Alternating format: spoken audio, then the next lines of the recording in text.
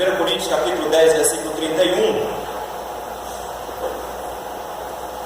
1 Coríntios capítulo 10, versículo 31. Com certeza os irmãos conhecem esse texto decorado, então nem se faz necessário muito trabalho. Diz assim o texto sagrado: portanto, quer comais, quer bebais, ou façais qualquer outra coisa, fazei tudo para a glória de Deus. Charles Spurgeon, ele tem uma frase que de alguma maneira é extremamente moderna na nossa época. Diz: eu tenho ouvido, não traga a religião para a política. É precisamente para este lugar que ela deveria ser trazida e colocada ali em frente de todos os homens como um candelabro. Esse princípio que ele coloca de que as pessoas estão tentando colocar a religião de um lado e a política do outro, na verdade, é um conceito que tem se trabalhado nos últimos anos para calar a igreja. E funcionou por muito tempo, de forma que, de alguma maneira, nós estamos relegando a fé que nós possuímos para dentro da igreja. Fora da igreja não se deveria dar opinião, principalmente nesse âmbito político. Um dos conceitos usados era o chamado Estado laico. Nós precisamos de um Estado laico, porque afinal de contas o Estado não é religioso. Então, se o Estado é religioso, consequentemente a gente precisa abandonar as crenças religiosas como base para o Estado. Isso é uma coisa absurda, porque é o simples princípio que o cristianismo não dissocia ética, política de fé. Ele não faz distinção entre onde a fé deve atuar. Na verdade, pela nossa crença, a fé ela se habilita a falar sobre qualquer assunto do gênero humano. Então não importa se é sobre política, sobre ética, sobre religião ou se é sobre ciência. Em todos os sentidos, a fé cristã ela se mete. A fé cristã tem uma resposta, tem uma proposta. Então, com base nisso, o que é que nós estamos pensando em fazer hoje? Nós não vamos discutir política, nós não vamos entrar pelo âmbito de como é que ela funciona, pelo aspecto filosófico, nós não vamos tentar nós não vamos tentar trabalhar um pouco sobre essa área, porque com certeza os irmãos teriam muito mais material para trabalhar. Por exemplo, os irmãos podem pegar um livro sobre política que o Wayne Grudem escreveu, podem pegar o livro do de Abraham Kuyper sobre calvinismo, que trabalha sobre isso. Hermann Bavinck fala muito sobre isso, inclusive sobre a esfera do Estado. Então a gente não precisa discutir sobre esse assunto. Eu tentei trazer de alguma forma os conceitos um pouco mais práticos para o nosso dia a dia, para como nós podemos praticar política realmente para que Deus seja glorificado. Como produzir política para que Deus seja glorificado. O Salomão, escrevendo aos Provérbios, ele nos mostra que política é um assunto das Escrituras. Ele diz que o bom governante, no caso o rei, reconhece sua dependência de Deus, que é justo, é confiável e é misericordioso. Enquanto um líder perverso é comparado a um leão bramidouro, urso faminto, ele diz que, na verdade, o rei ele deve buscar de forma justa, exercer de forma plena a justiça e que é indispensável um bom reinado para que a nação seja próspera. Isso não é um conceito só do Antigo Testamento. Se levou para o Novo Testamento, esse conceito se estabelece nessa relação da igreja com os governantes, dizendo que nós devemos nos esmerar na obediência e submissão às autoridades e às leis, não só por temor do castigo, Paulo diz em Romanos capítulo 13, mas nós nos submetemos às autoridades por causa da nossa consciência cristã que nos torna obediente. Da mesma maneira, nós devemos ter dentro dessa consciência, nos esperar por pagar impostos. Então, ser sonegador de impostos nas Escrituras é um pecado, exatamente porque eu me submeto aos princípios da Escritura. Mas não só isso, essa minha submissão e essa minha obediência é em respeito ao rei, em respeito à autoridade. Então, Pedro vai me proclamar no capítulo 2 dessa primeira carta a me submeter e honrar o rei. Honrar o rei. Eu esqueci de dizer que me perguntaram se deixava as perguntas para o final ou para o começo. Se alguém tiver uma pergunta, levanta a mão que a gente já vai logo resolvendo, porque eu não sei se vai dar tempo para o final. Aí qualquer coisa a gente já vai cortando as arestas e não fica problema. Qualquer coisa levanta ok? E por esse princípio, então, nós precisamos entender agora que, como igreja, nós temos compromissos no que diz respeito para com o governo. Então não é uma questão de ficar de fora, porque o governo é tudo sujo, é tudo porcaria, nada presta ali. Política não é uma coisa onde o crente deve meter a mão. Mas na verdade, nós nos esquecemos que não faz parte da vida cristã a omissão em determinados assuntos. Quando nós nos omitimos em determinados assuntos, nós, na verdade, nos submetemos a um conceito da época.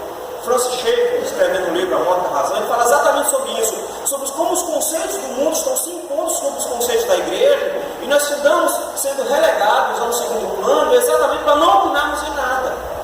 Só que o Senhor nos chamou para sermos sal e luz. E se nós olhamos para o mundo hoje, deixa eu te fazer uma análise rápida. Se você olhar para o Brasil hoje, você acha que ele está bem ou que ele está podre? Ele está podre, não é? O termo corrupção é o termo para apodrecimento. Logo, se nós estamos vendo um país que está corrupto em todas as esferas, nós podemos dizer que é um país que está apodrecendo. Agora, qual é o detalhe? A Bíblia diz que nós devemos ser sal. E o sal era, na verdade, para impedir o apodrecimento. Então, ao invés de colocarmos a culpa nos políticos por apodrecer o nosso país, adivinha quem está na frente em matéria de culpa?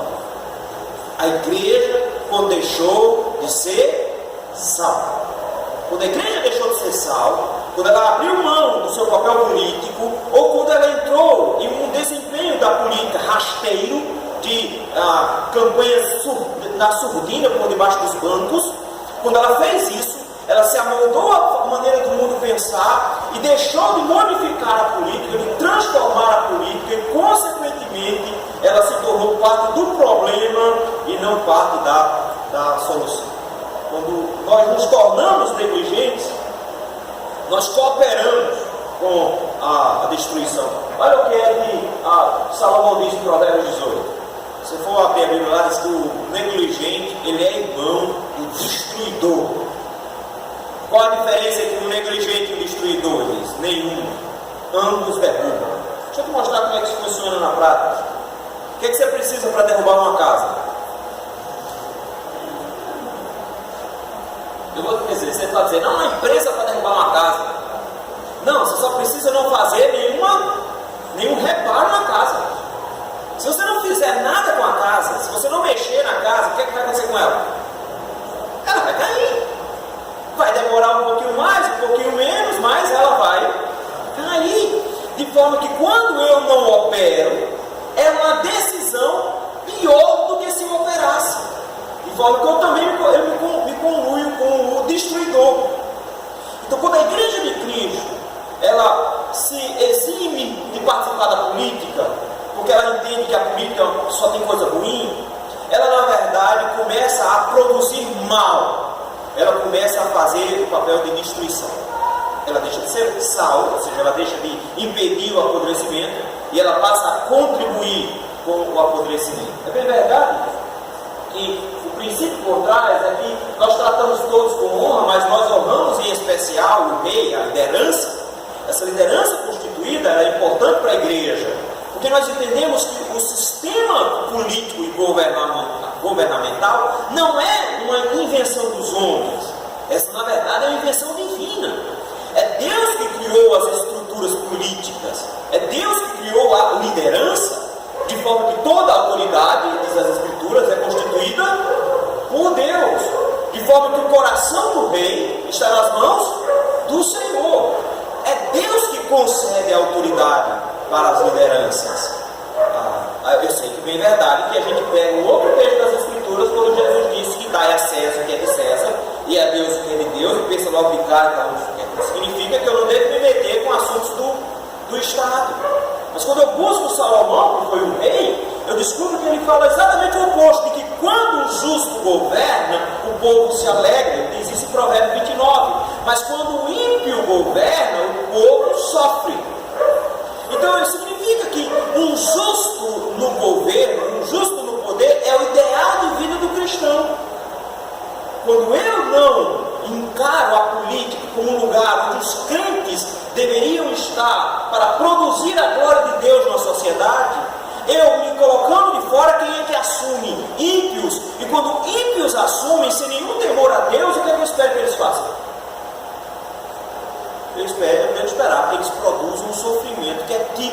pensamento mundano. Todo pecado produz sofrimento. Pecadores sabem fazer mais pecados do que os outros. E se eles têm muitos pecados sendo produzidos na sociedade, o que é que se espera que a sociedade faça? Sucumba em sofrimento. Não tem outra saída. Assim, se multiplicando os justos, o povo se alegra. Mas quando domina o perverso, aí o povo suspira. Olha o versículo 12. Se o governador dá atenção às palavras mentirosas, virão a ser perversos todos os seus servos. Dependendo da maneira como o governante lida com verdade ou com mentira, quem o coopera, quem está com ele, é tudo da mesma laia. Esse é o nosso grande problema. A gente fica se deparando então com a dificuldade que é: pastor, não, política é coisa de Satanás, política não é coisa de igreja. Afinal de contas, uma das coisas que a gente aprende logo de cara é que igreja e Estado são duas coisas distintas e que eles não devem se misturar. E você vai ouvir, inclusive saiu essa semana uma carta de líderes evangélicos, eu vou colocar entre aspas aqui, porque é isso que eles realmente são. Eles são, na verdade, militantes políticos travestidos de pastores, se dizendo que nós deveríamos ficar calados como os pastores, como igreja, porque, afinal de contas, o Brasil é um Estado laico. Eu quero que você faça a distinção bem simples aqui.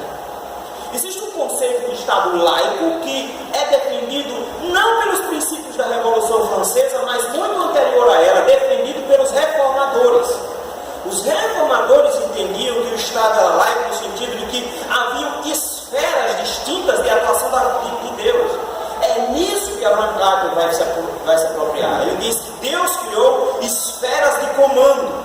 Cada uma dessas esferas tem papel distinto uma da outra, onde uma não se mete na outra. Por exemplo, ele diz que o Estado é uma dessas esferas, a igreja é uma dessas esferas, a família é uma dessas esferas, e não se assuste, ele diz que a educação é uma outra esfera. Ele diz então que um não se mete no outro. Por exemplo, como um governo, que é uma esfera, se mete na esfera da educação, o que é que ele quer ensinar? Somente o que lhe é próprio para manter o povo sob o domínio dele. Notou? Então ele diz, não pode a educação estar debaixo da esfera do Estado, porque senão ela perde a liberdade de produção, inclusive produção de conhecimento contra o Estado. Então ele não pode. Quando o Estado incha e começa a invadir a família e dizer como é que a família é formada, como é que eu crio os meus filhos, qual é o dever que eu tenho para com meus filhos, ela na verdade está ingerindo sobre uma esfera onde ele não domina. Quem comanda a família é o pai, não é o Estado. O Estado não tem direito a isso. Então, são os reformadores que criam esses conceitos. Abraham Kuyper sistematiza e diz, existem esferas. Isso é Estado laico. O que é Estado laico? É que existem esferas que são comandadas por Deus, a autoridade vem diretamente de Deus e, consequentemente, uma esfera não tem gerência sobre a outra. Mas no momento em que essas esferas se relacionam, ele chega e diz, existe um papel do Estado de regulamentar para que não haja conflito entre as esferas, mas existe um papel da esfera igreja em ser a consciência do Estado. Então não existe uma separação total. O que existe na verdade é uma separação administrativa, onde o Estado vai sempre pensar em como a igreja pensa. Então ela não é solta, ela não é livre. O que acontece na verdade é que os brasileiros estão engolindo à força é um pensamento de esquerda sobre o Estado. O pensamento de esquerda sobre o Estado não é um Estado laico, mesmo que eles usem o mesmo nome. O nome que eles usam, na verdade, é Estado laicista, herdeiro da Revolução Francesa. Na herança da Revolução Francesa, o Estado ele é completamente soberano. Quando o Estado ele é soberano, ele finda engolindo as outras esferas. E ele engole essas outras esferas, comandando todas as outras áreas. De forma que ele finda comandando e calando todas as outras áreas. Essa maneira de enxergar o Estado maior do que as outras esferas é uma maneira distorcida. Não é assim que a Escritura nos ensina. Então eu preciso entender de uma vez por todas que política não é uma invenção de Satanás. Eu sei que é verdade que ele tentou usar isso. Ele disse para Jesus: dar-te-ei toda a autoridade e glória destes reinos que me foi entregue, e eu dou a quem quiser. Você está vendo? Satanás disse que os governos do mundo estão na mão dele, e ele dá a quem ele quer. Afinal de contas, um outro versículo para corroborar com isso: o mundo jaz do maligno. Então, política é coisa de Satanás. Você está esquecendo de um único detalhe: se você é herdeiro de Macedo, você acredita em tudo que Satanás diz, faz entrevista com ele, depois escreve um livro, achando que Satanás te falou pela primeira vez na vida dele a verdade. Quando na verdade o que Jesus disse é que Satanás é homicida desde o princípio, nunca se firmou na verdade, porque nele não há verdade, e quando ele profere mentira, fala de que ele é próprio, porque é mentiroso e pai da mentira. Então, quando ele estava dizendo que tinha toda a autoridade, os governos estavam na mão dele, e ele dava o que ele quisesse, para que ele quisesse, para Jesus, o que ele estava fazendo? Mentindo. Ele não sabe falar a verdade, ele não consegue. Então, precisa entender que quando eu digo que o governo, política, é a invenção de Satanás, eu preciso lembrar que quem disse isso foi ele. E, consequentemente, que se foi ele que disse, é mentira. Porque ele não diz a verdade nunca. Jesus disse que ele nunca vai dizer a verdade, porque ele não é próprio dele. Lembrem que a primeira coisa que ele fez para Eva foi, citando as próprias palavras de Deus, distorcer e transformar em mentira. Ele faz isso o tempo inteiro. Ele transforma tudo que ele pega em mentira.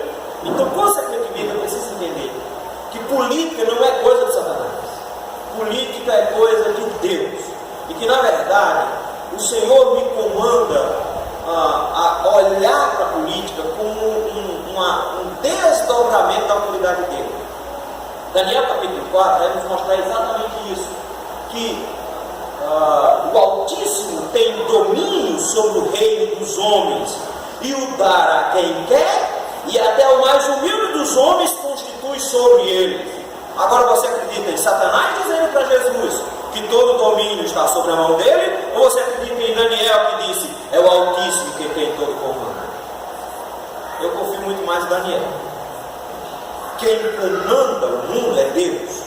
E eu preciso entender isso pelo seguinte, porque toda a autoridade não é inata à autoridade, àquilo que exerce, mas toda a autoridade é concedida por Deus, porque quem manda em tudo mesmo é Deus. Tem uma visão fantástica que os reformadores tinham. Eles dizem o seguinte: acontece que para governar o mundo é tão grande, mas é tão grande que só Deus consegue sozinho. Na hora que ele vai me dar aos homens a capacidade de governar o mundo, sabe o que ele faz? Ele divide o mundo em pedaços, em partes, para que os homens consigam, pelo menos, tentar governar um pouquinho esse pedaço. Porque se eles conseguirem governar um pouquinho esse pedaço, eles juntos conseguem exercer o poder que vem de Deus. Então, quando eu penso, por exemplo, nas esferas de Abraham Kuyper, eu tenho que lembrar que ele diz, olha, quem é que comanda a família? Pai. Quem é que comanda a igreja? Pastores, presbíteros. Quem comanda a universidade? Os doutores. Ele vai dizendo, existem pessoas no comando que Deus colocou ali. Deus dotou de capacidades e os colocou para governar. Essas pessoas exercem a autoridade que elas recebem de Deus para governar. Porque nenhum homem pode alvorar para si se colocar acima dos outros. Mas quando Deus concede a eles a autoridade, aí o que acontece? Eles se tornam servos dos outros. Isso é importante. Porque o político, ao alvorar como líder de um povo, ele não se torna mais importante que o povo. Ele é rebaixado a servo do povo. A tal ponto que quando o mandato dele se acabar, ele será promovido a povo de novo. Porque a autoridade vem de Deus, separando alguém para servir ao povo. É por isso que sabe qual é o maior servo da igreja? É o pastor. Ele é o servo de todos e não é servido por ninguém. Não pensar nisso? O líder, na verdade, para Deus é o oposto Ele não é o que comanda tudo, ele é o que serve a todos. Então, por essa ótica, eu tenho que entender que o Senhor destaca essas pessoas para se tornar servo de um grupo. É por isso que o pai se sacrifica tanto pela família. Ele abre mão de tudo pela família. Porque o que é que o pai é dentro da família? Um servo de todos. Para que ele trabalha? Para gastar o dinheiro no final de semana? Adivinha? Para colocar tudo dentro de casa. Ele abre mão de viagem, ele abre mão de roupa nova, ele abre mão de carro melhor, ele abre mão de uma casa melhor, para tudo dentro de casa. Então note, a liderança é um serviço. E é um serviço porque essa autoridade é dada por Deus para comando. É por isso que eles são honrados. Eles são obedecidos por causa da função de serviço que eles ocupam dentro da sociedade. Paulo diz então, Paulo vai nos dizer, em Romanos capítulo 13, que toda a alma esteja sujeita às autoridades superiores. Por quê? Porque não há autoridade que não venha de Deus. Toda a autoridade vem de Deus. E as que existem foram ordenadas por Deus. Pode dizer, mas ele estava vivendo numa democracia. Resposta, não. Quem era o governante quando Paulo escreve isso? Provavelmente Nero, um dos piores imperadores de Roma. Isso era ruim, mas ruim que falta de fôlego. É o que ele diz? Submisso, porque ele foi colocado lá por Deus. Não, ele não diz, não é que o povo tem o poder para escolher, ele diz, Deus é quem escolhe. Deus é quem escolhe. É por isso mesmo que são submissos. Pois quem resiste à autoridade, resiste à ordenação de Deus. Aí ele vem, e os que resistem trarão sobre si mesmo condenação. Aí ele vem, que tipo de condenação? Diz, não, vai ser um Estado que vai dar uma papada mesmo. Porque os magistrados não são por motivo de temor para os que fazem o bem, mas para os que fazem o mal. Queres tu não temer a autoridade, fazes o bem e terás louvor dela. Esse é o dever do Estado, porquanto ela é ministro de Deus para o teu bem. Então, quem é que o Estado deveria proteger? As pessoas de bem. E quem fizer essa coisa certa, o que é que o Estado deveria fazer? Premiar e louvar essas pessoas que fazem o bem. E não o contrário. E não o contrário. Porque ela é ministro de Deus para o teu bem, mas se fizeres o mal, teme, pois não traz debalde a espada. Ou seja, ela mata, ele mata. Isso aqui é uma base para dizer que o Estado tem o direito da parte de Deus de pena de morte. Ele tem o direito de matar. É Deus que dá a autoridade a ele. E ele diz mais, porque é ministro de Deus e vingador em ira contra aquele que pratica o mal. Qual é a mão de Deus irada contra o ladrão? Resposta, Estado. Foi para isso que Deus criou. Para que com polícia eles esmagassem o mal. É esse o poder que eles possuem. Foi Deus que deu.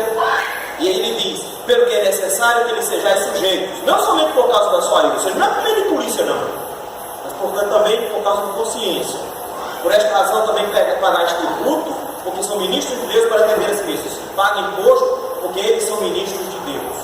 Para fazer isso, para proteger você, cuidar de você. Então Paulo tem uma visão muito própria do que é o Estado. Diz a autoridade constituída por Deus para a proteção dos homens, tem um poder muito grande dado por Deus. Para aqueles que fazem o bem, ele premia, para quem faz o mal, ele pune. E a gente paga imposto para eles e dá a honra a eles, exatamente porque eles são o freio de Deus para o mal. O Estado é um freio que Deus coloca na maldade do homem. Porque eles podem não temer a Deus, mas eles têm medo de bala. Eles podem não temer a Deus, mas eles têm medo de prisão. Eles têm medo de apanhar. É esse o princípio que ele está dizendo. Eles não temem outra coisa a não ser a força. E o que é que Deus faz com o Estado? Dá a ele a força para impedir o mal. Então o Estado não é para ser florzinha, distribuidor de benesses. O Estado, na verdade, é criado por Deus para impedir o mal. É para isso que Deus colocou o Estado lá, para frear o mal. Por essa causa, então, é que Pedro diz a mesma coisa. Olha que Pedro concorda com Paulo. Sujeitai-vos a toda a autoridade humana por amor do Senhor,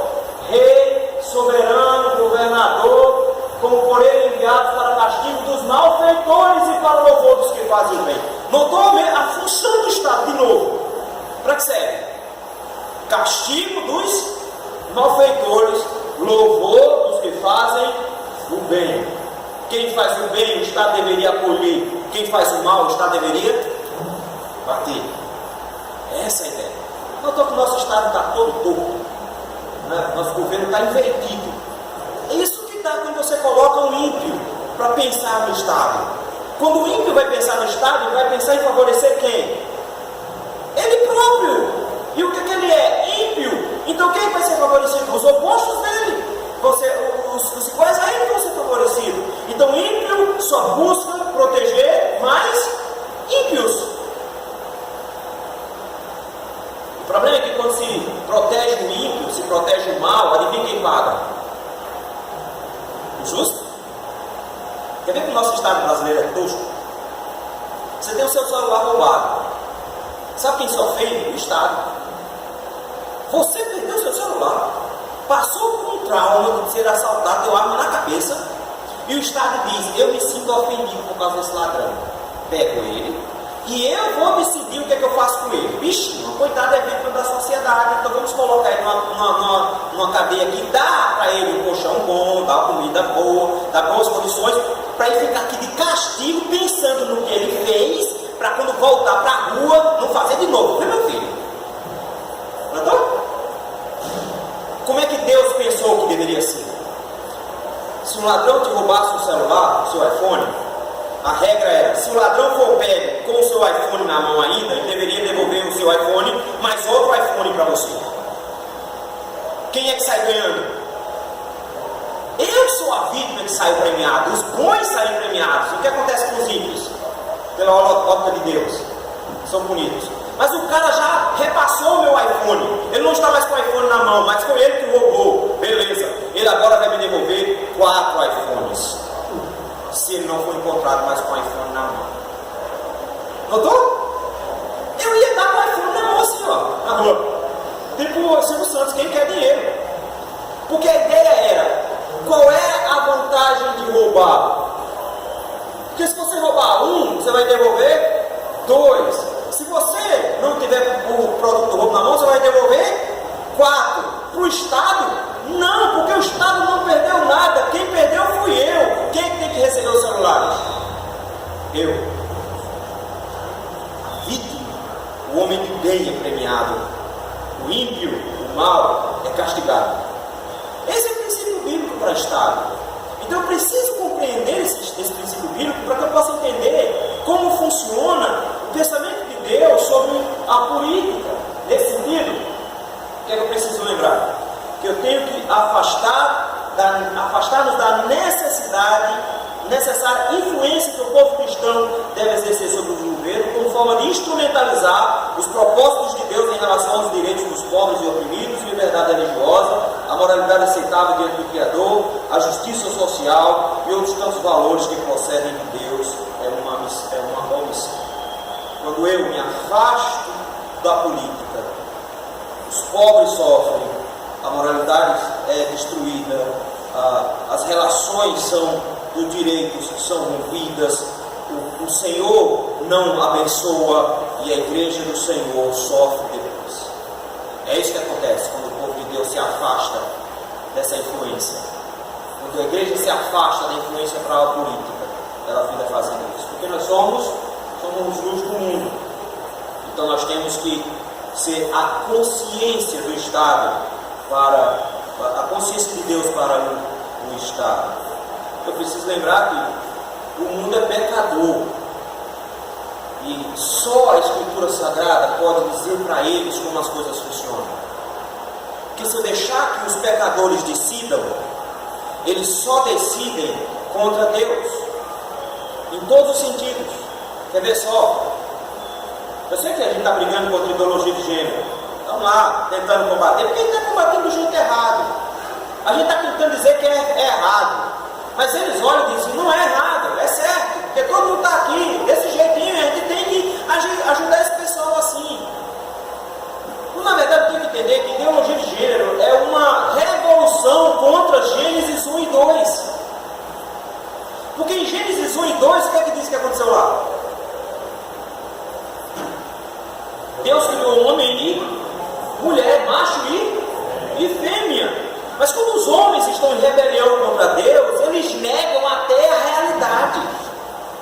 precisam fazer o oposto do que Deus faz. Então até a própria realidade, ele olha no espelho e ele vê um homem, mas ele não consegue aceitar aquilo, e ele precisa perverter aquilo. Como é que isso aconteceu tão rápido? A igreja deixou quieto e eles pensassem que assim estava certo. Quando é que a igreja fez isso? Quando você parou de ensinar para o seu filho que o darwinismo é errado e que o certo é o criacionismo. Quando você parou de dizer para o seu filho que o que ele aprende na escola é mentira, que é verdade mesmo, é o que está na Bíblia. Então quando você parou de fazer isso, que a ideologia de gênero nasceu. Então, não é uma questão de, vou combater a ideologia de gênero. Não, eu vou reforçar o criacionismo como base. Porque Deus me ensinou que Ele criou tudo e não evoluiu tudo. A base então está lá atrás. Então a igreja de Cristo precisa voltar a ser sal para que possa frear a imundície, possa frear a corrupção. Eu preciso então entender que a política não é uma coisa separada da igreja. Pelo contrário, se você for olhar as escrituras, Deus usou homens públicos. O princípio bíblico era que Deus era soberano, e como rei soberano, Deus comanda a história, e como o Senhor que comanda a história, Ele tem domínio sobre tudo. E aí você vai descobrir que, olha só, Abraão, Isaac e Jacó governavam os seus clãs. José, vice-rei do Egito. Moisés, líder dos hebreus. Josué, governante de Israel, inclusive assumindo a função de rei. Juízes, eles e os profetas e os sacerdotes assumiram esses papéis de governante do povo de Deus. Davi, Salomão, Ezequias, reis.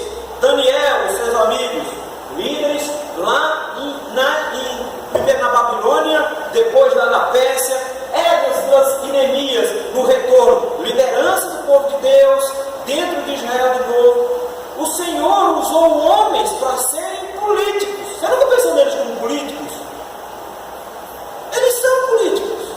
E a gente vai ver isso hoje. Então, de alguma maneira, notem, Deus usou para abençoar a região. Como é que o Egito se tornou aquela potência toda? Adivinha? Um homem de Deus chamado José. Um homem de Deus chamado José. Então Deus levanta homens. Deus chama um imperador ímpio chamado Ciro de meu servo, meu ungido, e diz: eu vou te dar tesouros que estavam escondidos, eu vou derrubar portas, eu vou abrir ferrolhos e você vai conquistar tudo. E diz isso mais de 100 anos antes de Ciro nascer. E quando Ciro se depara com essa profecia, ele diz: como é que pode? Acertou até o meu nome. Deus me colocou aqui por um motivo. Ele quer que eu construa o templo dele. Vai lá e financia a construção do templo. Para pensar nisso. Deus usa um ímpio. E o ímpio é capaz de reconhecer que Deus governou para que ele se tornasse o imperador desse povo. Eu preciso então ver que a política não é uma coisa ruim. Pelo contrário, quando Deus usa os homens, Deus de alguma maneira dá a esses homens a autoridade para governar. Aí então Pedro diz: seja submisso. Paulo diz: seja submisso. O governo de Nero nos matava. Mas eles dizem: quem constituiu Nero como nosso líder? Foi Deus. Às vezes Deus constitui um rei ruim porque Ele quer punir o povo. Às vezes Ele nos dá um rei bom porque Ele quer alegrar o povo. Mas de qualquer maneira, eu tenho um compromisso ainda maior. Porque adivinha quem escolhe o rei do Brasil? Agora sou eu. Então eu não posso chegar e dizer: não, morreu um rei e assumiu o outro. Não, eu sou participante agora. Então eu tenho obrigações. Paulo disse que nós temos obrigações, direitos para com as autoridades. Ele disse isso aos filipenses. E mais tarde, quando ele estava lá em Filipos e que tentaram maltratá-lo, sabe o que Paulo disse? É justo bater em um cidadão romano? Aí ele viu que as autoridades fizeram: eita, a gente agora pegou em bomba. Por quê? Não se podia bater no cidadão romano. Aí ele disse: desculpa, manda soltar ele. Soltar nada. Eu só saio daqui quando eles vierem me pedir desculpa. Veja, o apóstolo Paulo fez isso. Adivinha o que a autoridade de Filipos veio fazer? Veio pedir Paulo diz: eu sou cidadão romano. E quando ele estava em Jerusalém, queriam julgar lá, ele olhou e disse: eu apelo para César. Você pode dizer: eu sou cidadão romano, eu tenho direito. E se eu tenho direito, eu quero ser julgado por César, eu não quero ser julgado aqui. Olha o que Paulo está dizendo. Deus constituiu um sistema político que eu posso usar. Ele apanhou o tempo todo. Apanhou o tempo todo. Chega em Filipos e disse: já basta, vou apanhar mais não.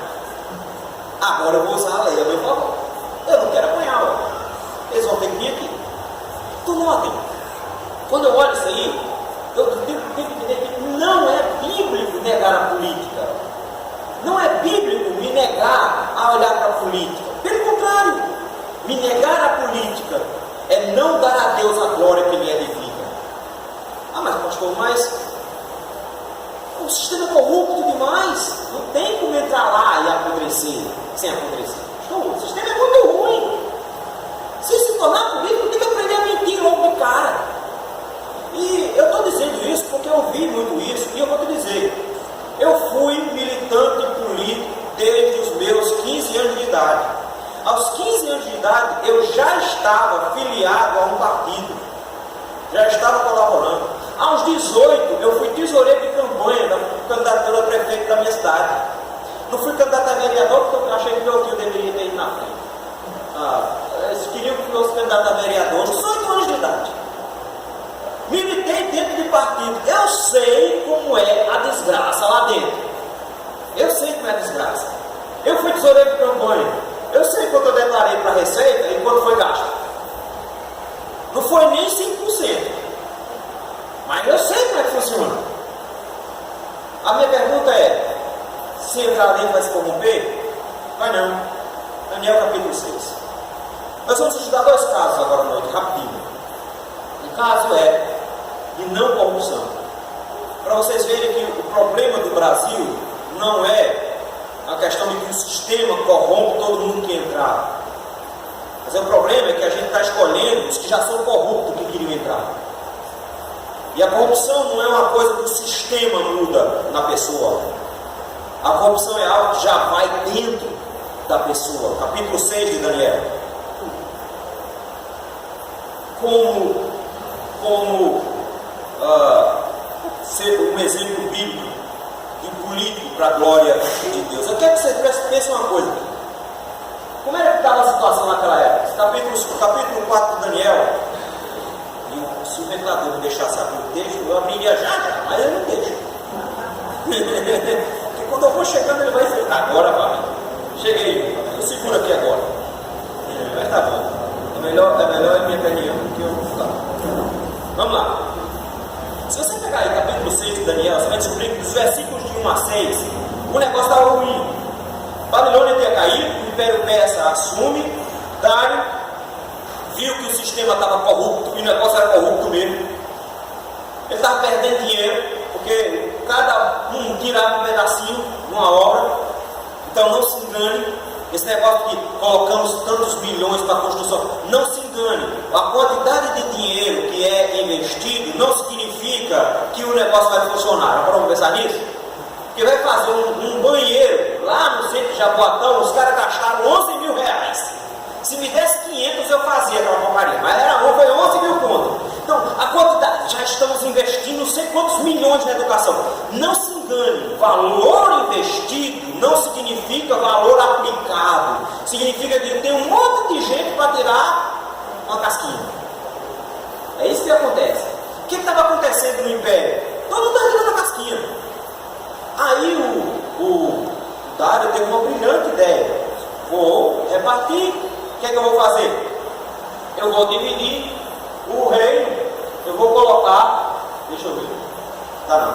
Eu vou colocar 120 prefeitos, 3 governadores, e eles vão regulamentar tudo. Então tudo tem que passar pela mão deles.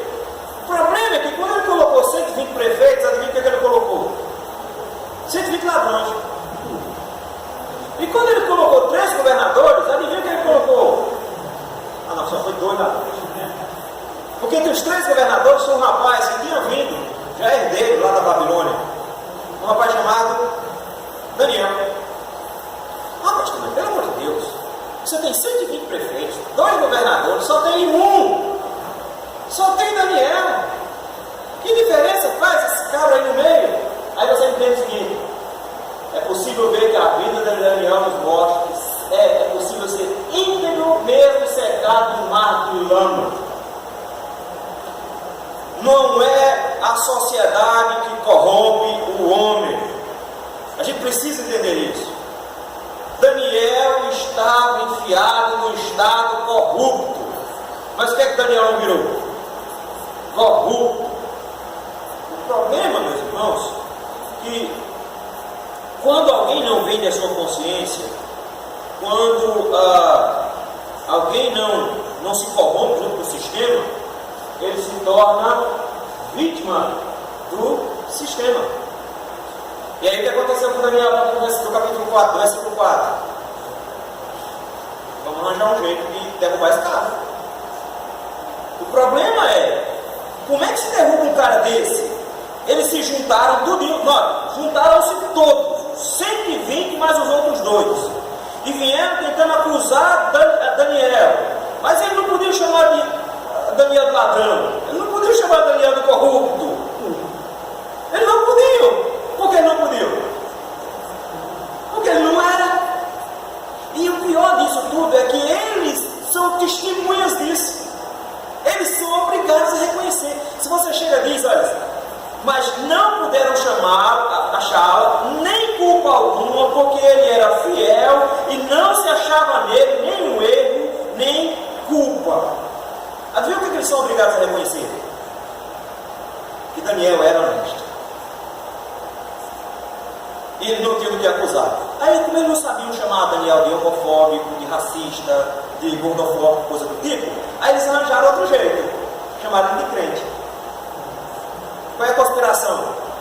Armaram uma lei louca. Nessa lei, o rei iria ser honrado por um período de 30 dias. Ninguém podia fazer oração a não ser o rei. E aí, o que aconteceu com o rei? O rei caiu. Eu preciso entender, que vocês entendam o seguinte, que Daniel não se corrompe nessa estrutura, de forma que, mesmo que existe gente que bajula um rei, ele não se torna um bajulador. Mas nos ensina uma coisa muito séria aqui, que bajulação é irmã gêmea de traição. E os bajuladores entraram aqui, na verdade, para maquinar contra Daniel. Bajularam o rei, criaram uma lei e se levantaram contra Daniel e armaram para Daniel, fizeram uma lei tão forte que nem o rei ia poder impedir essa lei de entrar em prática, e aí não deu outro. Daniel foi condenado à morte. Pronto, agora volta atrás. Ele agora tem que se enquadrar no sistema, porque já vão matar o cara, né? Não é possível que ele agora não entre no esquema. Mas adivinha, ele preferiu morrer a transgredir a sua integridade. Você pode pensar na quantidade de coisas que Daniel podia fazer para se livrar da cova dos leões? Por exemplo, ele foi perseguido por ser íntegro. Ele podia ter armado para cima dos outros caras e denunciado todo mundo, e todo mundo ia ser preso junto com ele. Não, ele ficou na dele. O que ele faz? Ele ora, ele não foge, ele não transgride, ele só ora. Ele podia ter inventado, ter pensado o seguinte: vou dar 30 dias de férias de oração, que custa, né? E tem mais, ele ainda orava numa janela. Ele podia ter fechado a janela para lá, né? Dá com um jeitinho, né? Arrumava. Ele disse: não, eu não posso mudar, eu me mantenho firme. É melhor morrer íntegro do que me corromper com o sistema. Então, o Senhor de Deus faz assim. Ele prefere morrer a ter que se ajoelhar diante de um rei que é corrupto. Ele diz: eu não abro mão da minha vida com Deus, da minha integridade. Eu morro, me matam, mas eu não abro mão. Ele não ora secretamente, pelo contrário, ele assume e vai à frente. Oração constante, todos os dias, oração regular, 3 vezes ao dia, oração confiante ao Senhor, oração corajosa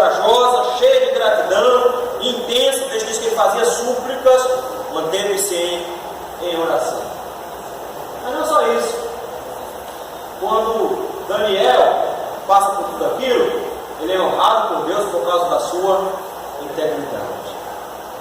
Salmo 37 diz que não devo me preocupar com a minha reputação, porque Deus fará sobressair a sua justiça como o sol ao meio-dia. Daniel foi para a cova, mas Deus fechou a boca dos leões. E quando ele saiu, o que aconteceu? Descobrimos que quando nós cuidamos da nossa vida espiritual, Deus cuida da nossa reputação. E não só isso. O Senhor livrou das garras do inimigo e deu a ele agora uma exaltação, versículo 28, que é fantástico. Porque agora, versículo 28, capítulo 6 diz: Daniel prosperou no reinado de Dário e no reinado de Ciro, o Persa. Ele foi elevado, Deus o exaltou, porque ele se manteve fiel, não se corrompeu com o seu sistema. E aí vem uma parte que eu gostaria de destacar para vocês. É que quando nós nos colocamos em integridade, olha quem é que é exaltado no final. Não sou eu que sou exaltado, mas o texto nos diz que Dario resolveu escrever uma carta para as nações. E olha o que ele escreve, versículo 25. Então o rei Dário escreveu aos povos e nações e homens de todas as línguas que habitam em toda a terra: paz vos seja multiplicada. Faço o decreto pelo qual em todo o domínio do meu reino os homens tremam e temam perante o Deus de Daniel, porque ele é o Deus vivo e que permanece para sempre. O seu reino não será destruído, o seu domínio não terá fim. Ele livra e salva e faz sinais e maravilhas no céu e na terra. Foi ele quem livrou a Daniel do poder dos leões. Quando um crente na política não se corrompe, quando um homem não se corrompe, adivinha quem é glorificado? É Deus. Como é que os crentes glorificam a Deus? Entrando na política. Mas adivinha como é que eles entram na política? Não se corrompendo. Não botando gasolina no carro e na moto para fazer carreata. Não recebendo camiseta de brinde e boné de brinde. 20 conto, botijão, lata de tinta, fio de instalação elétrica, telha, cimento, tijolo. Quando ele se nega a entrar na corrupção, ele demonstra que Deus é glorificado na vida dele.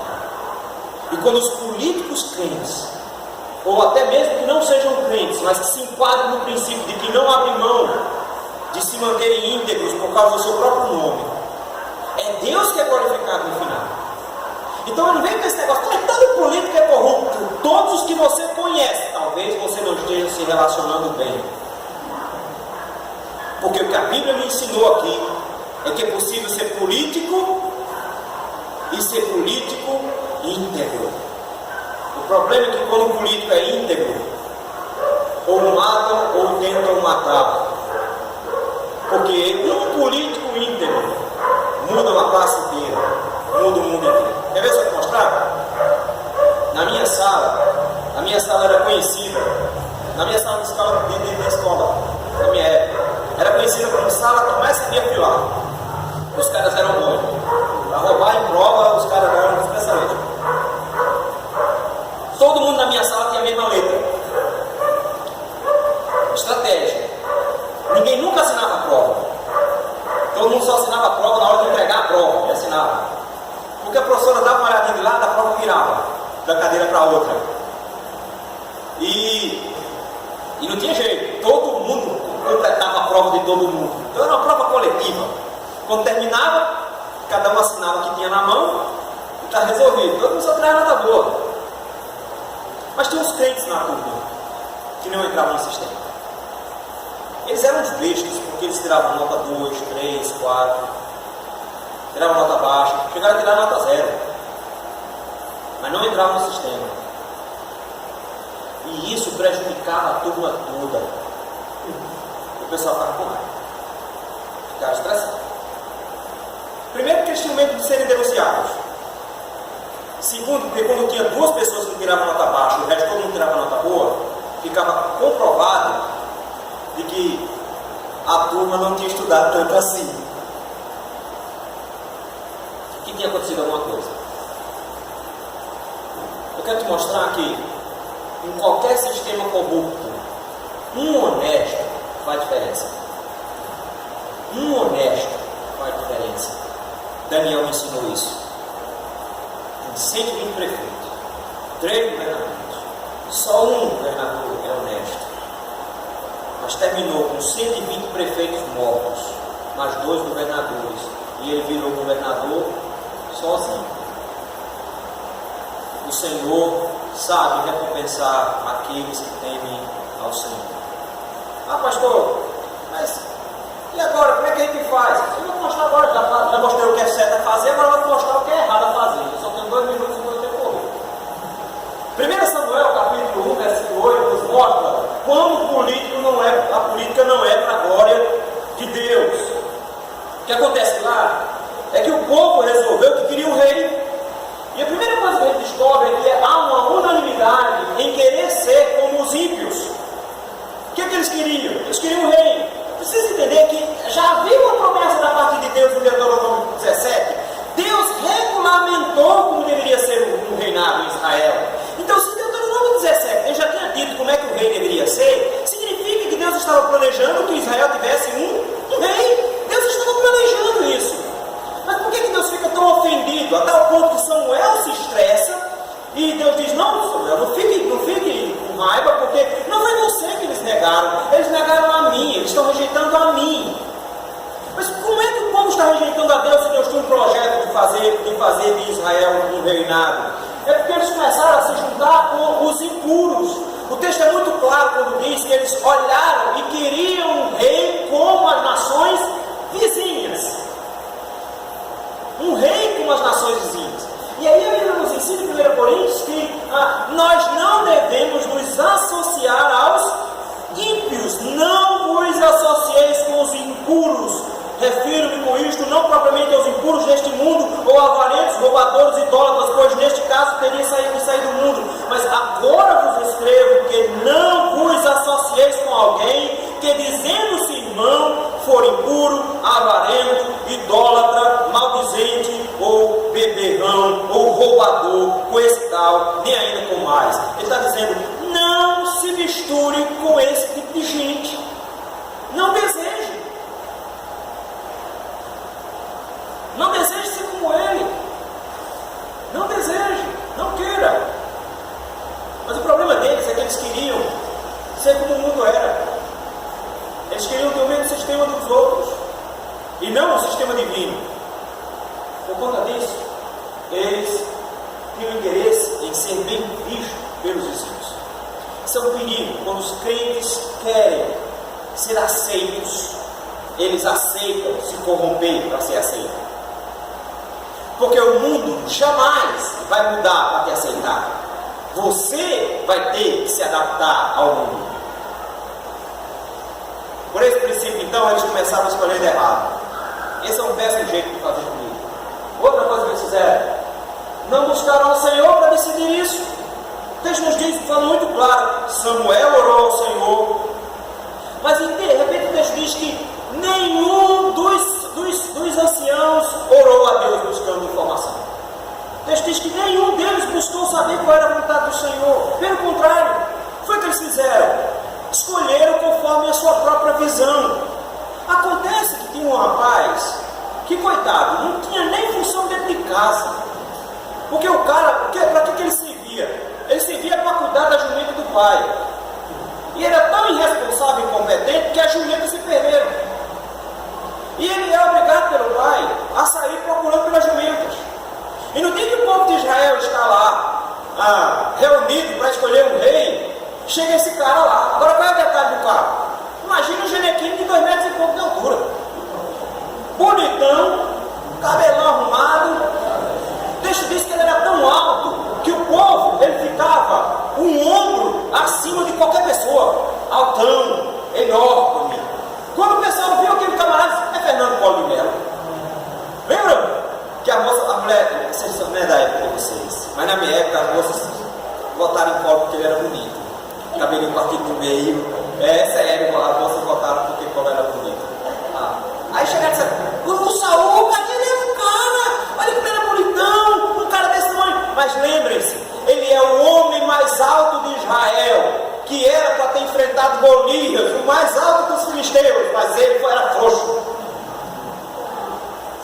Eles olharam para o cara e escolheram um cara que iria impressionar. A escolha era alguém que impressiona os vizinhos. Quando a gente toma uma escolha para impressionar os vizinhos, compra porcaria só porque os vizinhos compraram. Aí gasta 3 mil conto no iPhone, que não dá nem para botar o WhatsApp que presta. Mas é o iPhone.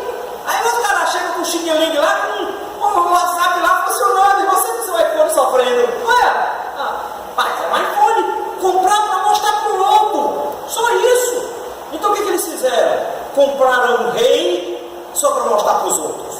Mas agora temos um rei no nosso bonitão. É imponente. Quando ele chega, todo mundo já fica lá de olho. Mas sabe o que o Senhor Jesus, o Senhor Deus alertou Samuel no capítulo 16 de 1 Samuel? Quando vai escolher Davi, adivinha para quem Samuel olha logo de cara? O irmão mais velho. Adivinha o que é que o irmão mais velho era? Alto, bonitão. Samuel absorveu o conceito do Israel. Ele queria um rei tão bonito quanto Saul. Aí vai trocando, até que chega um que nem o pai valorizava. Já acabaram os filhos? Não, tem um lá fora, não tem outro que vale a pena. Aí quando Samuel olha para aquele cara pequenininho, cabelo vermelho, aí diz, Senhor, esse negócio aqui está errado. Você diz, não atente para a aparência. O homem vê o exterior, Deus porém vê o coração. Doutor, como é que a gente escolhe? Pela aparência. Aí ele diz, não, a gente escolhe pelo coração. Que coração? Quão próximo esse coração é dos princípios bíblicos? Com base nisso, Samuel aprendeu naquele dia que a escolha de Israel foi péssima, porque eles escolheram para agradar os homens. Por último, eles não entendiam o que eles queriam.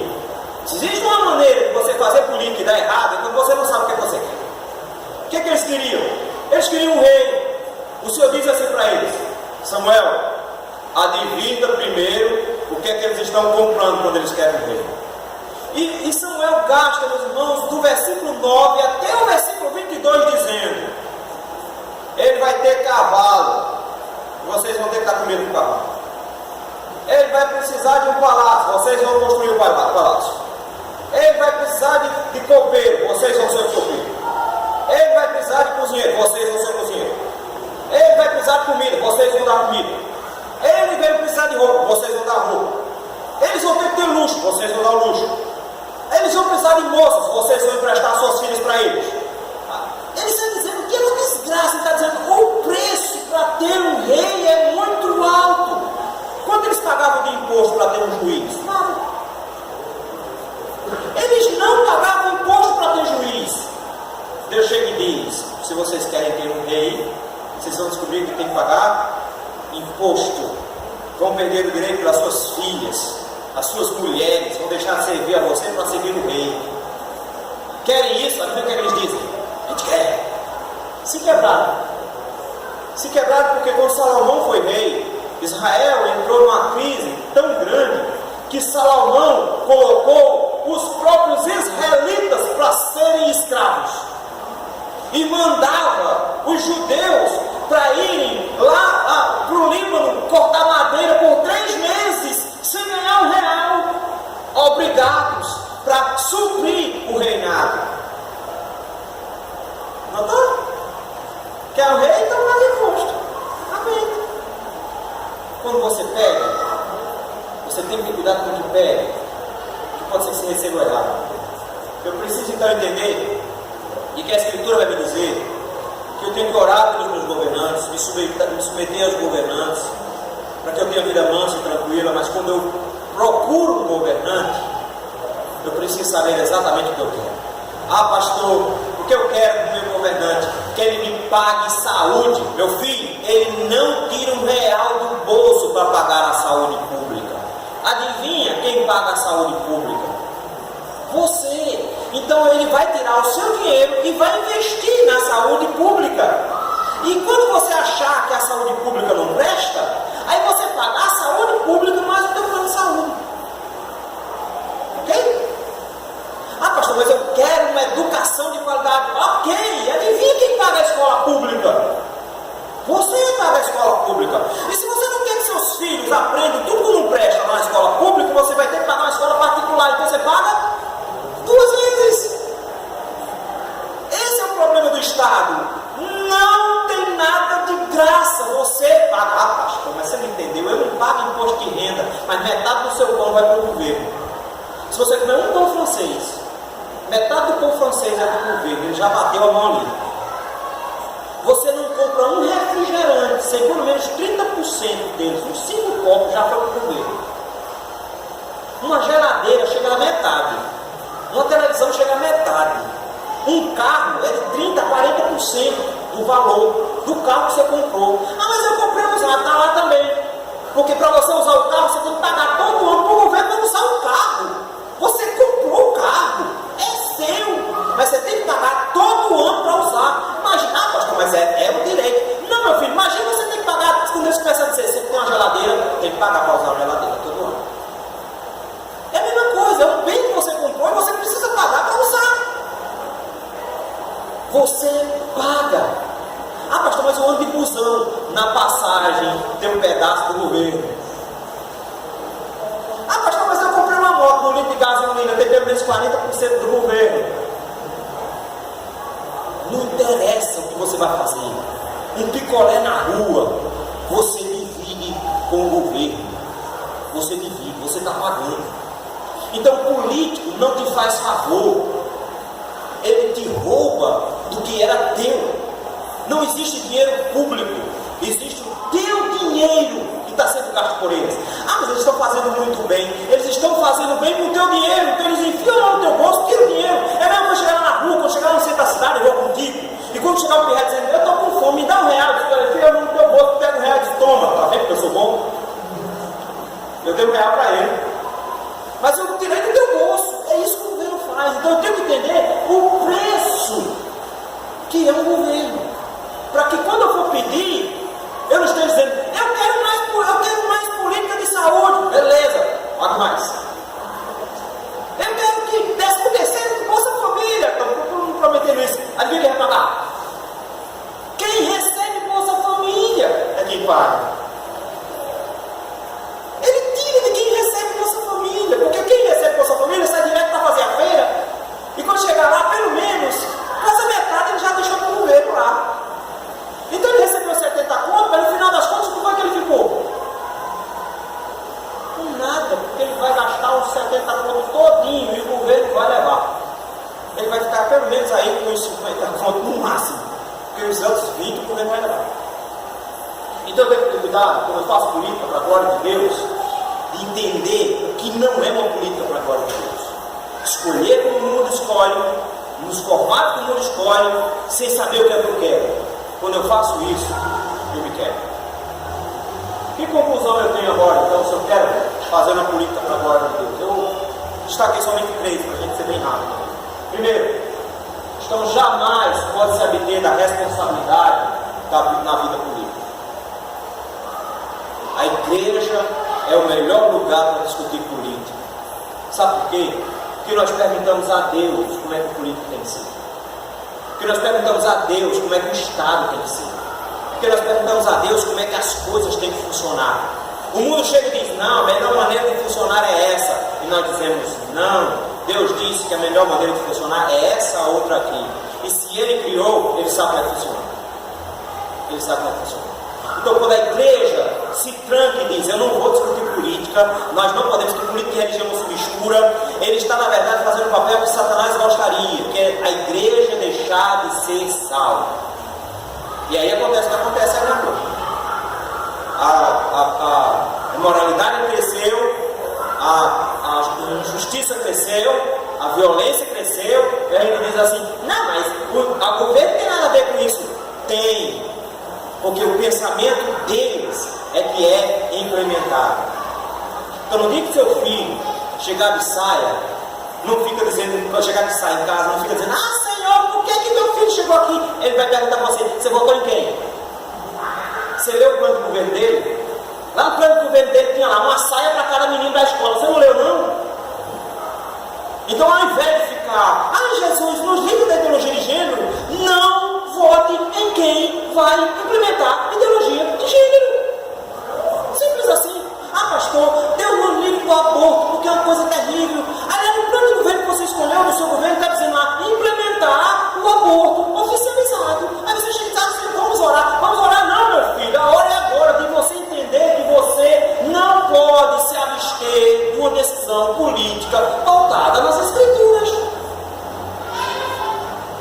É esse o posicionamento que a gente tem que assumir. Se eu me abster, o que é que eu tenho que esperar que o mundo faça? Decidir por mim. E quando o mundo for decidir por mim, o que é que eles vão querer? Esmagar a igreja debaixo dos pés deles. Se você prestar atenção, o maior parceiro comercial do Brasil hoje, fora dos Estados Unidos, é a China. Então lembra o que está acontecendo na China? Eles estão derrubando a igreja. Eles obrigaram essa semana a igreja católica a jurar fidelidade ao partido. Lá só tem um partido, o Partido Comunista. É assim que está funcionando lá. Quem não reza na cartilha do governo, morre. Só. Assim. E o Nicarágua aqui do lado, mesma coisa, mesmo projeto, mesmo grupo. Eu preciso entender então que se eu me abstiver, eu estou contribuindo. Eu estou contribuindo para pior. Além disso, oração. A gente finda brigando muito no Facebook e orando pouco. O que mais importante do que candidato a presidente é deputado federal e senador. Eles são muito mais importantes. Porque adivinha quem vai fazer a lei? São eles. E se você escolhe uma desgraça lá, ele vai fazer uma lei desgraçada para tudo. Se você escolhe um ímpio, que tem um pensamento ímpio, mesmo que não seja crente, mas se o pensamento dele é ímpio, ele vai produzir leis que vai sufocar você. Aí depois não adianta reclamar. Eu preciso então estar em oração para que o Senhor desmascare os corruptos, que o Senhor puna os corruptos, que o Senhor retire do nosso meio os homens maus e só permita chegar lá homens bons. Quando a igreja de Cristo se ajoelhar e entender que isso é necessário, ela vai descobrir que Deus é quem move a estrutura política. Eu não tenho força para isso, não. O povo não tem força para isso, mas Deus mexe do jeito que Ele quer. Ele faz as coisas mudarem assim, Mas cuidado, que Ele pode mexer para o nosso bem e para o nosso mal, porque Ele também dá governantes ruins para punir crentes que são covardes. Eu preciso então orar para que o Senhor tenha misericórdia e nos dê homens que não sejam salvos, mas que sejam pelo menos íntegros, honestos, para poder produzir alguma coisa que preste. E o último, ele tem uma visão bíblica sobre esse assunto. Ao invés de ficar falando sobre o que os outros disseram para você, a única pergunta que o crente pode fazer é: o que a Bíblia me ensina sobre esse assunto? O que a Bíblia me ensina? A Bíblia precisa ser a resposta para todas as minhas perguntas políticas. Então, se eu tenho alguma dúvida de qual é o melhor sistema de governo, eu diria, entre os piores, o melhorzinho é a democracia, porque a gente pelo menos opina em alguma coisa. Mas eu preciso ter uma consciência bíblica para interferir nele, porque senão eu vou ficar achando que meu jeito de fazer as coisas é o melhor, e não é. Você não escolhe o candidato pela cara, porque você gostou dele, porque ele é legal. Você escolhe pelo que ele está defendendo. E depois que ele foi eleito, você pega no pé dele para que ele faça somente aquilo que ele prometeu. Nesse sentido, o povo de Deus precisa ser novamente reinstruído do que é política para a glória de Deus. Se eu seguir esses 3 passos, eu não tenho dúvida alguma, nós vamos conseguir fazer colheita e Deus será glorificado. Deus será glorificado. Se eu aprender a minha responsabilidade e em oração escolher os candidatos pelo princípio bíblico, eu tenho certeza, Deus ouvirá o clamor da sua igreja e salvará a nossa nação de colapso. É a minha oração também. Amém. Quero agradecer ao pastor e ao conselho da igreja pelo convite, Jonatas, que sempre se lembra de mim. Hoje foi aperreado o negócio, mas está certo. Mas louvo a Deus pela igreja e pelos irmãos pela iniciativa de fazer um debate que é tão importante, que a gente precisa debater mesmo, para a gente conseguir ter posições adequadas dentro do nosso mundo. Jonathan está me lembrando ali, dizendo que quem tiver pergunta, eu acho que a única pergunta que tem aqui é se eu posso ir embora. Vai, tudo bem. Estou aqui. Se tiverem perguntas, fiquem à vontade. A covardia, né, da negligência, que é um pecado. Mas também falou lá em Romanos 13 da obediência às autoridades. Né? E também usou o texto de 1 Samuel, capítulo 8. Eu fico pensando entre o equilíbrio entre essa autoridade, né, e essa negligência, que é uma covardia, como o senhor usou essa palavra, porque os filhos que Samuel designaram, Joel e Abias, eram avarentos, né, davam a posição. Como é que a gente vê hoje, assim, candidatos, né, hoje no nosso contexto, que são avarentos, são dados à corrupção, como diz o texto bíblico. E eles contestaram isso, né, e foram punidos pela estrutura do governo. Né? Veja. Eu preciso entender para que serve o Estado, para que eu consiga saber que hora eu devo me rebelar ao Estado. Se o Estado está dentro de sua esfera de comando que Deus deu, ou seja, Deus deu para o Estado funções, Deus espera que os governantes exerçam essas funções. Se eles estão dentro das suas funções, mesmo que eu não goste, eu tenho que engolir. Quer ver um exemplo? Eu gosto de pagar imposto? Não. Ninguém gosta de pagar imposto. Mas entre as esferas que o Estado tem direito, estão lá cobrar imposto. Então, é meu dever como cristão me submeter. Eu posso questionar, eu posso lutar, pedir, trabalhar para que o imposto reduza-se e assim por diante, mas eu não posso me sujeitar e não pagar. Entendeu? Eu não posso sonegar o imposto. Porque sonegar imposto é não ser submisso à autoridade. Eu posso lutar para que o imposto seja reduzido, mas eu não posso me levantar contra o Estado em si. Mas quando o Estado se coloca como aquela esfera que engole outras esferas, aí eu chego e digo, opa, Deus não disse que você deveria se meter aqui. Então existe aí um princípio que nós chamamos de desobediência civil, que é bíblico, que é quando o Estado tenta ser Deus, eu não o acompanho. Quando ele tenta governar tudo, assumindo o lugar de Deus, eu digo, aqui você não se mete. Eu pago o preço porque o Estado vai se levantar contra mim, eu pago o preço, mas por outro lado, eu não nego a Bíblia Sagrada, que é o caso da família. O Estado tenta interferir na família. Eu chego e digo, ele não tem o direito de interferir na família. Consequentemente, o que o Estado faz? Ele me impune. Se eu tentar, a gente acabou de ter agora uma decisão do Supremo Tribunal sobre homeschool. Se eu tentar ensinar meu filho em casa, mesmo que minha instrução seja melhor que a da escola, eu sou preso. Eu sou preso acusado de um crime de abandono intelectual de incapaz, de menor. Eu sou preso. Mas ele, por que o governo quer tanto que meu menino vá para a escola? Porque ele quer ensinar meu menino. A questão não é se ele quer ensinar. Por que ele quer que meu menino fique o dia todinho na escola? O que ele quer? Ele é tão bom assim? Ele quer que o meu menino fique o dia todinho na escola? Aí, um dos juízes disse exatamente o que eles querem. Eles querem tirar a influência dos pais na cabeça da criança. Aí que eu chego dele?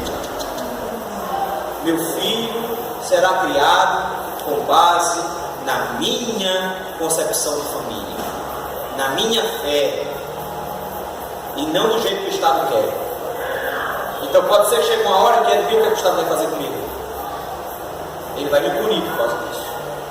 E aí eu vou ter que optar entre manter, pisar o pé e dizer eu sou desobediente civil, eu não obedeço o Estado, porque o Estado deixou de fazer o que Deus manda e está abarcando uma área que Deus disse que não era dele. Entendeu? Então nesse sentido eu chego e digo, eu preciso saber quais são as esferas para que eu saiba esse equilíbrio entre obedecer às autoridades e me levantar contra elas. Eu preciso saber qual é a função do Estado para saber isso. Oi, minha irmã. Mas a gente sabe que a nossa realidade, né, como nação, inclusive, é os pais, muitas vezes, principalmente com o homem, nesse caso que o senhor colocou que Deus é autoridade, na família é o pai. E ele tem que seguir, fez um bom exemplo, ele trabalha, ao mesmo tempo para. Mas essa não é a realidade da maior parte, da maioria das famílias brasileiras. Não é? Então, assim, nesse caso, muitas vezes a gente tem que cobrar do Estado. Não.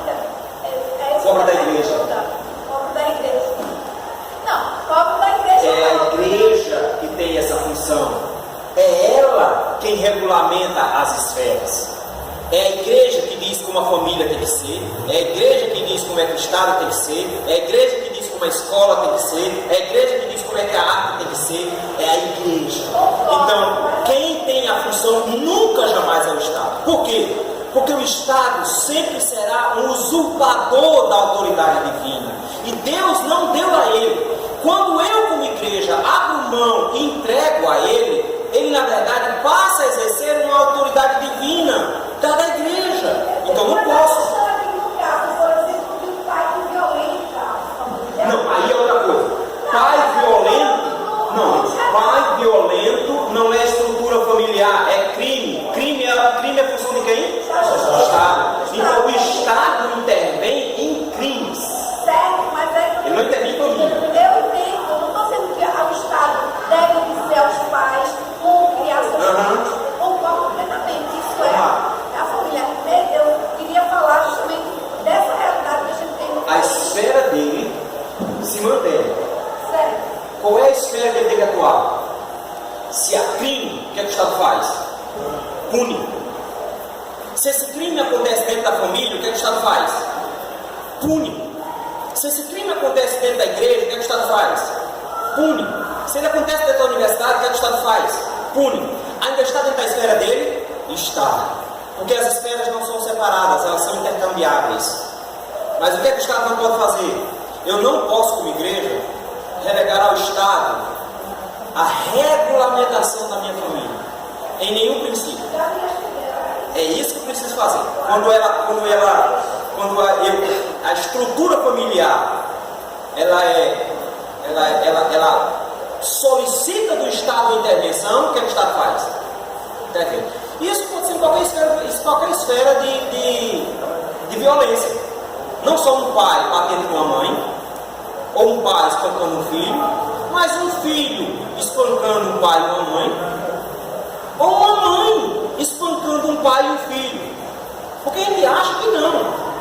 Mas as mulheres se tornaram agressivas, batem nos homens, arranham, e os homens precisam ficar quietos.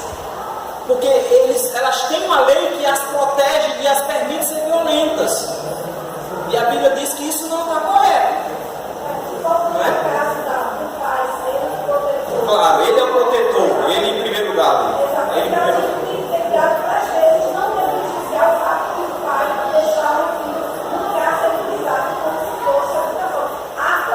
Aí está o caso. O que é o cárcere privado? Não, só para esclarecer que existem formas, inclusive, das pessoas terem medo de denunciar, para não se meter na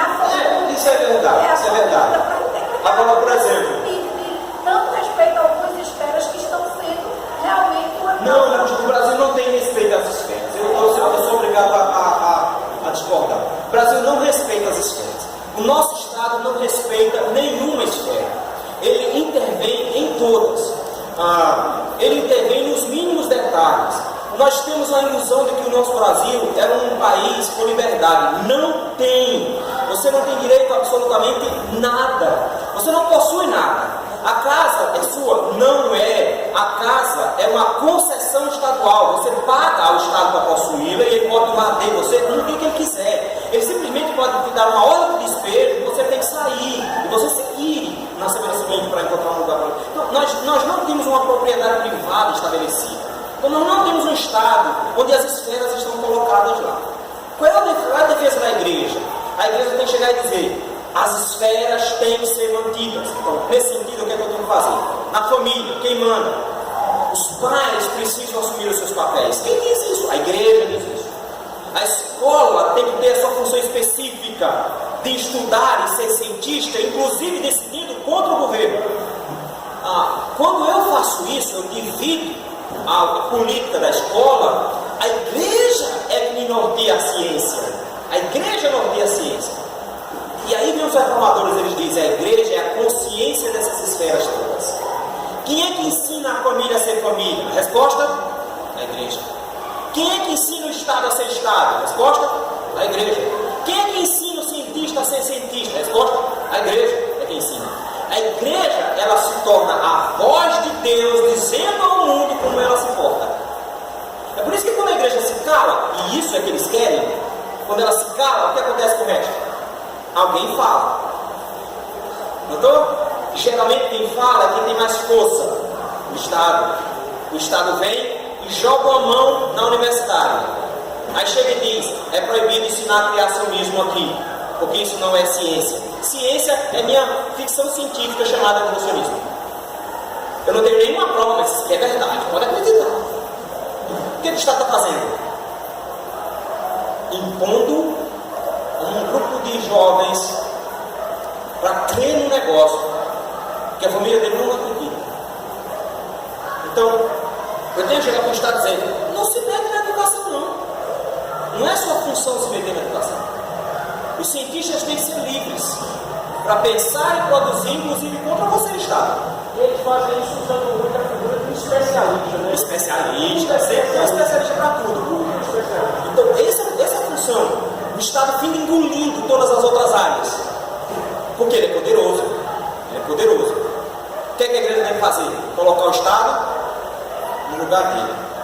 Chegar e dizer: não, sua função é essa, meu filho. Faça isso, que Deus abençoe. Fazer mais do que isso não é. Não faz isso não é assim. O Estado se arvorou a ser psicólogo, notou? Tem um cara que tem transtorno de personalidade e o Estado chega e diz: é normal. Fica tranquilo, pode colocar o nome de mulher dele no registro, porque ele é mulher. Mas se eu chegar dizendo que sou Napoleão, ele vai dizer que eu sou doido. Eu vou achar que eu sou Napoleão Bonaparte, você é doido, qual a diferença? Os dois têm transtorno de personalidade. O cara acha que é mulher. Isso é transtorno de personalidade, ele tem uma doença psíquica. Então, o Estado chega e diz: não é assim. Pelo contrário, nós temos que dar a ele o corpo que ele quer. Quando o Estado se mete em todas as áreas, ele finda se assumindo o lugar de Deus. Quando ele assume o lugar de Deus, ele se torna um ladrão, um usurpador de autoridade. Então a igreja chega e diz: não, você tem o seu lugar, você tem que ficar ali. Quem não é o seu lugar?